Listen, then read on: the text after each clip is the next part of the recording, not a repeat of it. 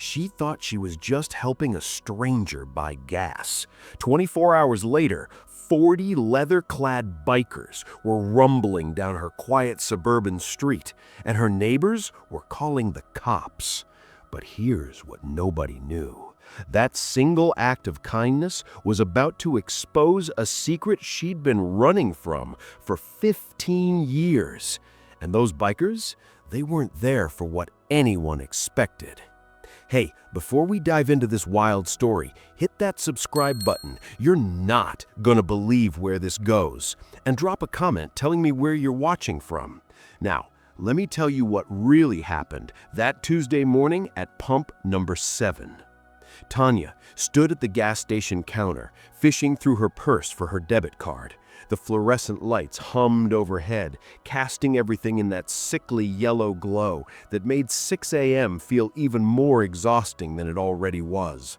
She'd been up since 4, pulling a double shift at the hospital where she worked as a nurse. Her scrubs still smelled faintly of disinfectant and the coffee she'd spilled during rounds. Behind her in line, she heard it. That small, frustrated exhale, the kind someone makes when their card gets declined and they're trying not to let the world see them crumble. She turned. The guy was massive. 6 foot something, leather vest covered in patches, arms like tree trunks, and a beard that could house a family of birds. A Hell's Angel, the real deal. His cut, that's what they called those vests, was worn in all the right places, the kind of worn that comes from years on the open road. His card reader beeped red again. "Sorry, man," the cashier said, not meeting his eyes. "It's not going through." The biker's jaw tightened just for a second. Then he nodded, started pulling receipts from his wallet like maybe he'd miscounted his balance. His hands were shaking, barely, but Tanya noticed. She knew that shake. She'd seen it in the mirror plenty of times before everything fell apart 5 years ago, before she'd clawed her way back from the edge of losing everything. "How much?" she asked. The biker looked at her. So did the cashier. So did the mom with 2 kids behind him, both of them clutching candy bars. "Sorry?" the biker said. "How much is your gas?" "You don't have to—" "I asked how much."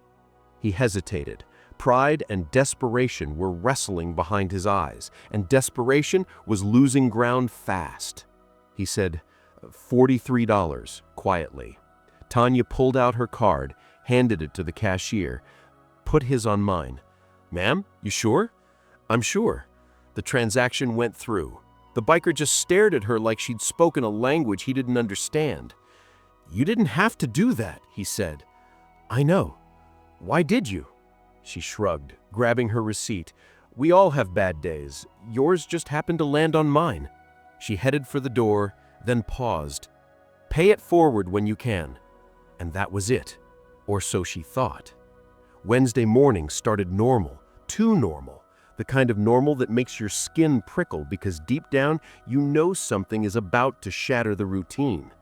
Tanya was folding laundry in her living room, her daughter's school uniforms, her own scrubs, the endless mile of mismatched socks, when she heard it. Engines. Not 1, not 2, dozens. The rumble started low, like distant thunder, then grew louder, closer. The windows rattled. Picture frames shook on the walls. Outside, car alarms started wailing up and down the block. She moved to the window and pulled back the curtain. Her breath caught. Motorcycles, a sea of them, chrome and leather and thunder rolling down her street in formation, like some kind of military convoy. Hell's Angel patches glinted in the morning sun. She counted 10, 15, 20. She lost count after 30, and they were slowing down, right in front of her house. Her heart kicked into overdrive. Tanya's first thought was her daughter. Thank God she was at school. Her second thought was her past, the thing she'd buried so deep she'd almost convinced herself it never happened. No, they couldn't know. Nobody knows. The bikes parked, engines cut one by one until the street fell into an eerie, expectant silence. Kickstands went down, riders dismounted. Her phone buzzed. A text from her neighbor. Patricia, should I call the police? Another buzz. Her coworker. Girl, turn on the news. There's a biker gang on your street. Tanya's hands were shaking now. That same shake she'd seen in the biker's hands yesterday. Someone knocked on her door. 3 solid raps that felt like a judge's gavel. She approached slowly. Every step felt like walking through honey. Through the pier hole, she could see him, the biker from the gas station, but he wasn't alone. Behind him stood a wall of leather and steel, men and women, all watching her door like it held the answer to a question she didn't understand. She opened it. "Hi," he said. He looked different in the daylight, older, tired, but his eyes were clear. "I'm Ryan. You helped me yesterday."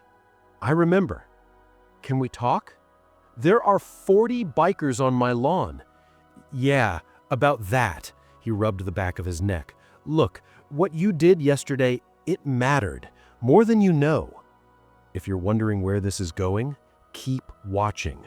The twist coming is gonna flip everything you think you understand about kindness.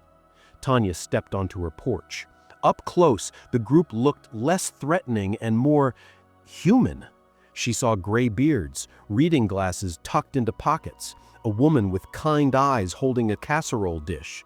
But the sheer number of them made her skin crawl with unease. "Yesterday was rough," Ryan said. "My mom's in hospice. I was riding out to see her. I spent everything I had on her medication, and my card got locked from fraud protection I forgot to lift. I was gonna sleep on that empty tank, call my bank in the morning, maybe miss saying goodbye to her because I was too proud to ask for help." Tanya felt something crack in her chest. "You didn't just buy me gas," Ryan continued. "You gave me the chance to hold my mom's hand one last time before she passed.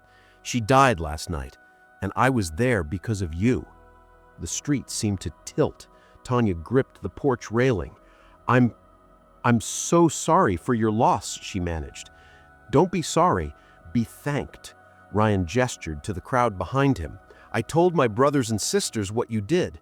Told them about the woman who helped a stranger without asking questions. In our world, that means something. Loyalty, honor, paying debts."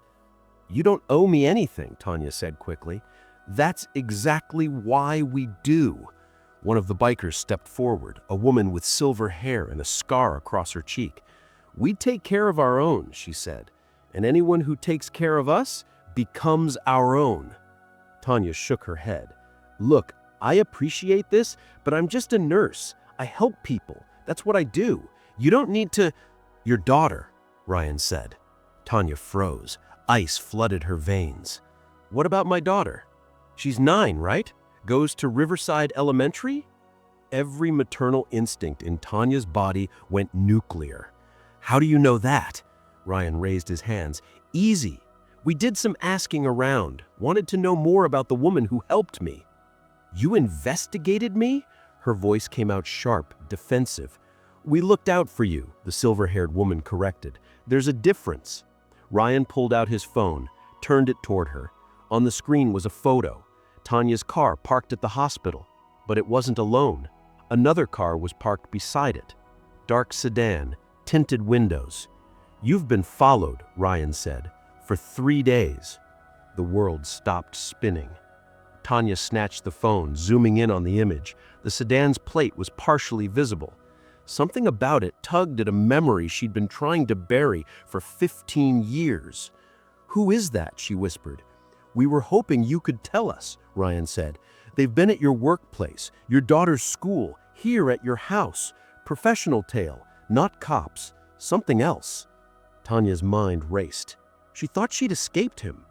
Thought she'd covered her tracks well enough, but Jackson never forgot, and Jackson never forgave. Her ex, the one she'd testified against, the one she'd helped put away for fraud and embezzlement after he'd drained their accounts and left her drowning in debt. He'd threatened her in court, said he'd find her when he got out. That was 15 years ago. She'd changed her name, moved states, rebuilt her entire life. But if he was out? "I need to pick up my daughter," Tanya said, her voice shaking. "Right now." Already done, the silver-haired woman said. She's safe. We have people at the school, watching. Tanya's head snapped up. You what? You're being hunted, Ryan said bluntly. We don't know who by, but we know danger when we see it. Your daughter's in good hands. 2 of our sisters are stationed outside her classroom. If anyone who isn't authorized tries to get near her, they'll handle it. You can't just... We already did. Ryan's voice was firm, but not unkind. Lady, you saved my last moment with my mother. You think I'm gonna let someone hurt you or your kid? Not on my watch. Tanya felt tears burning behind her eyes. Fear, gratitude, anger, confusion, all of it swirling into a cocktail she couldn't swallow. Who is he? Ryan asked again. She looked at the faces surrounding her, these strangers who'd become guardians overnight, and she realized she couldn't run anymore. His name is Jackson Reeves, she said. My ex-husband. I testified against him 15 years ago. He went to prison. I thought he'd be in there for another decade, but... She pulled out her own phone, fingers trembling as she Googled his name. The headline made her stomach drop. Jackson Reeves released early for good behavior. 3 weeks ago. He's out, she whispered, and he knows where I am. Ryan's expression darkened. The bikers around him shifted, hands moving to pockets, phones appearing, a network activating. Tell me everything, Ryan said. So she did. Tanya told them about the marriage that started sweet and curdled into something toxic, about discovering Jackson's embezzlement scheme, about the threats when she confronted him, about the night he'd grabbed her by the throat and told her if she ever crossed him, he'd make sure she regretted it, about testifying anyway because staying silent felt like dying slowly, about changing her name from Christina to Tanya, moving from Ohio to North Carolina, starting over with nothing but a nursing degree and a daughter who asked why they had to leave Daddy behind. He swore he'd find me, swore he'd make me pay for betraying him. Drop a like if you're feeling the tension right now, because what happens next is wild. The silver-haired woman made a call, spoke in low tones, hung up. We've got eyes on the sedan, 3 blocks away. Driver's alone, male. Fits the description. Ryan turned to Tanya. Do you trust us? It was an insane question. She'd known these people for less than an hour. But something in Ryan's eyes, the same desperation and determination she'd seen at that gas station, made her nod. Then let us handle it, he said. Handle it how? Our way. 20 minutes later, the dark sedan pulled onto Tanya's street, slowly, cautiously, like a predator circling. But the prey had brought backup. The bikers had positioned themselves strategically, some on their bikes, engines running low like purring lions, others standing on lawns, arms crossed, a human wall of leather and loyalty. The sedan stopped at the end of the block. Tanya watched from inside her house, Ryan beside her, his hand resting on the windowsill. He's gonna realize he can't get to you, not without going through us. And trust me, guys like him are cowards. They only attack when they think they have the advantage. The sedan sat there for 5 minutes, 10. Then slowly it reversed, turned, disappeared around the corner. But Tanya knew, he'll come back. Not if we make sure he doesn't, Ryan said. He pulled out his phone, made another call. Yeah, license plate is Delta Charlie 7429. I need everything. History, current address, parole officer's name, everything. He paused. And I need it flagged. If he comes within 500 feet of this address or Riverside Elementary, I want to know. He hung up. We've got people everywhere, he explained. Cops who owe us favors, lawyers, judges. We're not just a club, we're a network, and now you're part of it. Tanya shook her head. I can't ask you to... You're not asking, we're offering. The silver-haired woman appeared in the doorway. Your daughter's on her way home, escorted. Minutes later, Tanya's daughter burst through the door, eyes wide. "Mom, there were motorcycles at school, and this really cool lady let me sit on her bike, and—" She stopped, seeing the tears on Tanya's face. "Mom, what's wrong?" Tanya pulled her daughter into her arms, holding her like she might dissolve into smoke. "Nothing, baby. Everything's okay now." 3 days later, Tanya received a letter from Jackson's parole officer. He'd been arrested for violating parole, attempted contact with a protected witness. Someone had provided evidence, photos, timestamps, GPS data from his vehicle. He was going back to prison, and Tanya knew exactly who that someone was. She never saw the full group of bikers again, but Ryan stopped by once a week, sometimes just to check in, sometimes to bring her daughter a new book or a toy. Once he brought flowers for Tanya's porch, the same kind his mother used to grow. "You gave me a gift I can never repay," he said one evening, sitting on her porch steps. "You already did," Tanya said. "You kept us safe." Ryan smiled. "Nah, you kept yourself safe 15 years ago when you stood up and told the truth. We just made sure you didn't have to keep running." Tanya looked out at the street, quiet now in the fading light. "I thought kindness was supposed to be simple. You do something nice, feel good about it, move on." "It is simple," Ryan said, "but simple doesn't mean small. You paid for gas. That simple act gave me time with my mom, gave you a family you didn't know you needed, and put a predator back in a cage where he belongs." He stood, adjusted his vest. Kindness is a ripple, not a pebble. You just never know how far it's going to reach. Here's what Tanya learned. Sometimes the smallest acts of humanity create the biggest waves. She helped a stranger without knowing his story, and that stranger brought an army to protect hers. If this story hits you, hit that like button and subscribe, because real stories like this need to be shared. Comment below and tell me, have you ever helped a stranger and had it come back to you in an unexpected way? I want to hear your stories. And remember this, the next time you have a chance to help someone, even in a small way, take it.